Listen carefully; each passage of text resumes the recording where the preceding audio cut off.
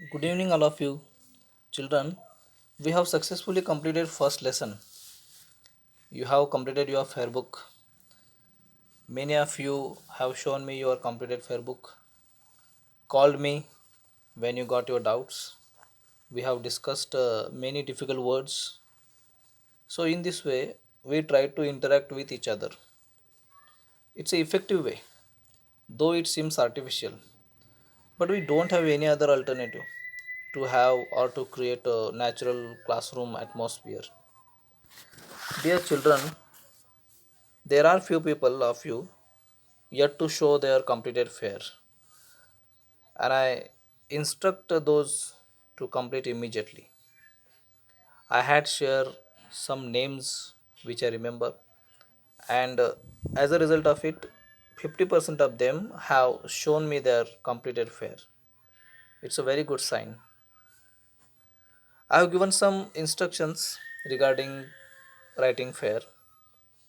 For example, which color to use for borders, difficult words, in the fair book, difficult words with their meanings are to be written first before writing question answers.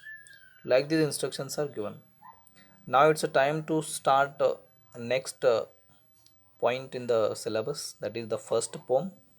We'll see that first poem. Name of the first poem is The Squirrel. Children, it's a poem, it's not a poem according to phonetics rules. Children, you may have seen a squirrel sitting on the ground eating a nut. What did it look like? Here is a poet's description of just such a squirrel.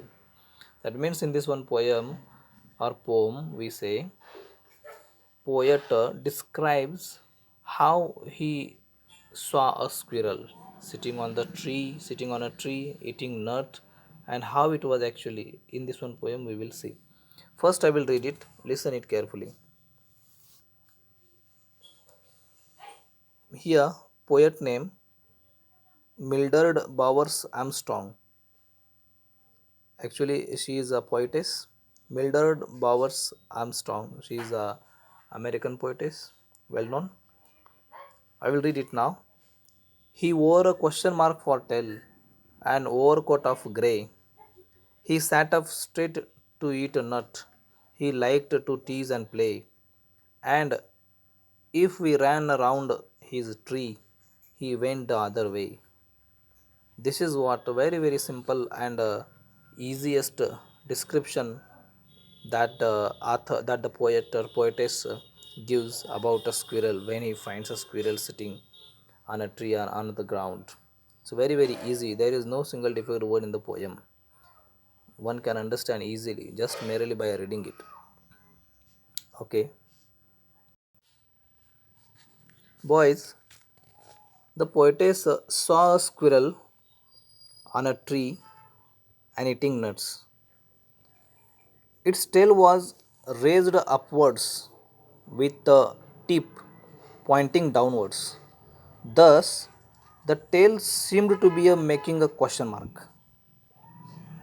It had a grey coat. It was so loose that the poet calls it an overcoat. In order to eat a nut, it was sitting straight.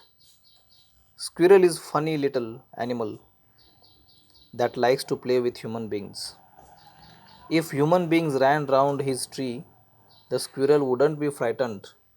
It would like to tease and play. To do so, it would also run round the tree, but from the opposite side.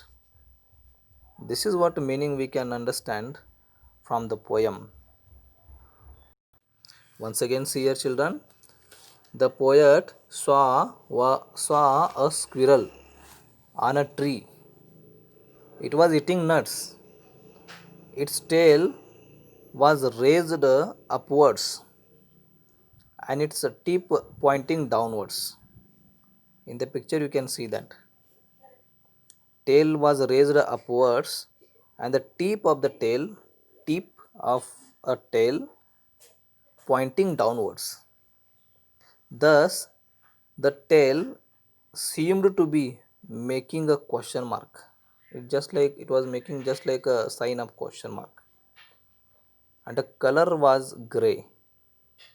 It had a grey coat, and that grey coat, it was so loose that our this poetess calls it as a overcoat, and it was sitting straight in order to eat a nut. Squirrel, usually funny little animal that likes to play with human beings, and when human beings ran around his tree, the squirrel would not be frightened. It would like to tease and play with the human beings, and to do so, it would also run round the trees, but from the opposite side. I hope you understood the poem.